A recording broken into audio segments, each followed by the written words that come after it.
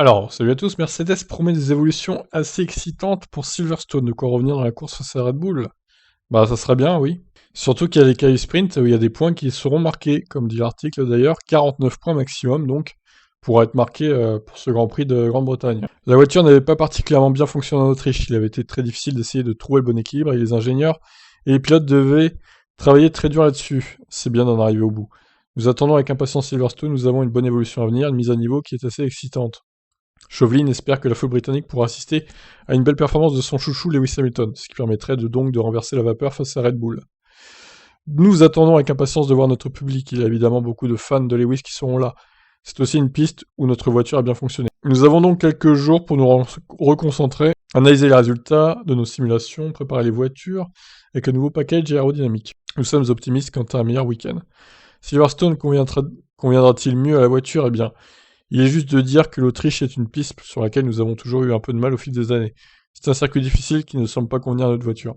Et nous essayons de comprendre ces problèmes. Silverstone, au contraire, est un circuit sur lequel nous avons eu tendance à très bien performer, et Lewis apprécie également vraiment ce rendez-vous.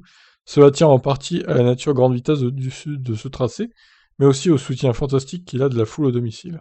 Même si nous attendons avec impatience Silverstone, ce sera toujours un week-end de course difficile. Nous devons affronter le nouveau format sprint et j'espère que nous pourrons produire une meilleure performance contre Red Bull. Bah ouais, déjà il va falloir devancer Red Bull aux courses sprint pour pas perdre de points là. Ça serait bien que Bottas devance aussi Perez du coup. Et que... Alors on rappelle, hein, le premier, deuxième et troisième marquent des points. C'est 3 points pour le premier, 2 points pour le deuxième et 1 point pour le troisième. Donc il faudrait vraiment que Bottas arrive troisième déjà pour qu'il chope un point au constructeur par rapport à Perez qui ferait quatrième du coup. Donc ça serait l'objectif je pense. Évidemment, Hamilton gagne devant Verstappen la course sprint. Ça sera le deuxième objectif. Et même si Mercedes pouvait faire un doublé, ça serait encore mieux, mais bon, j'y crois pas trop. Et puis évidemment, la course, hein, les points habituels, le meilleur tour, etc. Donc bon, à voir. J'espère vraiment que Mercedes va revenir dans la course à Silverstone.